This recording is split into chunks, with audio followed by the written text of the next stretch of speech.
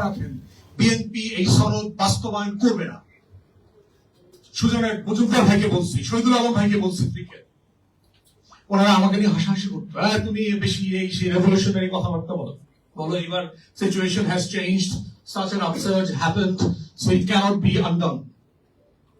কিন্তু বাস্তবে তাই হচ্ছে, কারণ আমি এই পার্টির নেতাদের ডিএনএ আমার কাছে খুব পরিষ্কার, হিস্টোরিক্যাল ডিএনএ, এবং তারা এই ধরনের জাতির সাথে বেট্রিয়াল নতুন করে করে নাই, বারবার করেছে, পলিটিক্যাল হিস্ট্রিতে আছে এটা উঠে। তাহলে এই যে এখন একটা যে প্রশ্নটা আসছে, এই প্রশ্নটার ব্যাকগ্রাউন্ডে হিস্ট্রিটা জানা এই কারণে জরুরি, কারণ বিএনপি অথবা আওয়ামী লীগ বাই ডিফল্ট এই কাজটা নতুন করে করছে না আমার জাতির সাথে। আমার জাতির যেহেতু গোল্ডফিশ মেমোরি আছে, আমরা বারবার ভুলে যাচ্ছি, মনে হয় এইবারই প্রথমে এই ঘটনাটা ঘটছিল। It happened many times in the past, বারবার ঘটেছে এই জাতির সাথে, এবং এই জাতির তরুণরা বারবার রক্ত দিয়ে দেয়ালে দেয়ালে আখরে আখরে আবার পলিটিশিয়ানদেরকে মনে করিয়ে দিয়েছে যে আমরা রক্ত দিয়ে আপনাদেরকে মনে করিয়ে দিচ্ছি, ইট ওয়াজ ইউর ন্যাশনাল প্লেজ। এবং দেখেন জুলাই জাতীয় সনদ আমরা যারা স্বাক্ষর করেছি, অঙ্গীকার নামায় লেখা আছে যে আমি আদালতে অথবা অন্য কোন ফ্রেমে এই অঙ্গীকার নামায় এটা ওয়াদা করছি যে এই সনদকে আমি চ্যালেঞ্জ করবো না। দেখেন আমার ল্যাবের ফ্রেন্ড শিশির গতকালকে বলেছে, গুরুত্বপূর্ণ প্রত্যেকটা সংস্কারকে সে চ্যালেঞ্জ করেছে আদালতে, ব্যাকডোর দিয়ে করছে। ভাবখানা এরকম যে আমরা whole nation is a bunch of idiots, we simply do not understand their backdoor palace politics. আমরা কেউ কিছু বুঝতে পারছি না, না আমরা তো কিছু করিনি। আরে ভাই, কে মামলা করতেছে, কোন চেম্বারে মিটিং হইতেছে, কোন স্ট্যান্ডিং কমিটির মেম্বার কি লেখা দিতেছে, এগুলো সবই তো আমরা জানি। আমরা চাইল্ডরা সিদ্ধ করে খাই না।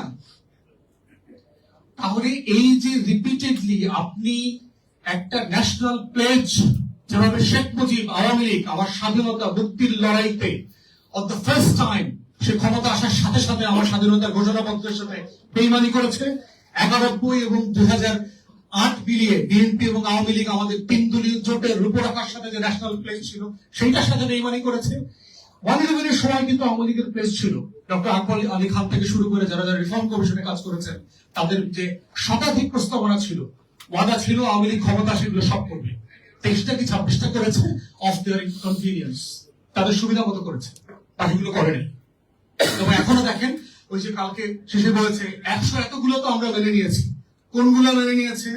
ওই যে শহীদ সালাউদ্দিন কাদের চৌধুরীর একটা দুষ্ট গল্প আছে, দেখবেন সোনা মিয়া আর লাল মিয়ার কথা বলছে না, জমি ভুল নামে রেজিস্ট্রেশন হয়ে গেছে, যেখানে যেখানে বিচারপতির বয়স বাড়ছে সংশোধনী বাতিল, বিচারপতির বয়স ঠিক আছে।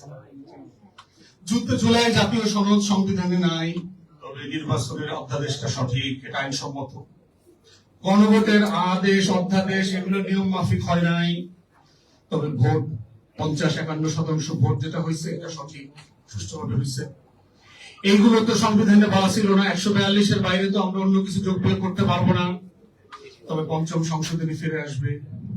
মানে দেখেন, ওই যে সোনা মিয়া লাল মিয়ার গল্প, এবং এটা সালাউদ্দিন কাদের চৌধুরী বলিস, কারণ সে তার দলের ডিএনএ তো আমার থেকে ভালো বুঝে। এখন এই কাজগুলো করতেছে যে কনস্টিটিউশনাল ফ্রেম দিয়ে একটা পলিটিক্যাল কোশ্চেনকে ডিল করার চেষ্টা করছে। তত্ত্বাবধায়ক সরকার ব্যবস্থা equally was a political question, এটা কোনো আইনি ফ্রেমওয়ার্ক ছিল না। এবং একই পলিটিক্যাল কোশ্চেনের ভিকটিম বিএনপি আওয়ামী লীগ দুইজন হয়েছে, because they failed to address the political reality of the country. এবং আজকে টু আর্লি যেই ফ্যাসিবাদ এবং যেই বিট্রিয়াল আওয়ামী লীগ 17 বছরে করেছে, সেটা 17 দিনের মাথায় বিএনপি শুরু করেছে। ভেরি স্যাড, যেই দলটার লক্ষ লক্ষ নেতাকর্মী যেই পরিমাণ জুলুম নির্যাতনের শিকার হয়েছে গত 17টা বছর, যাদের জন্য আমরা সবাই একসাথে মিলে লড়াই করেছি, তারা কিভাবে এই জাতীয় প্লেজ ওয়াদার সাথে বেইমানি করে।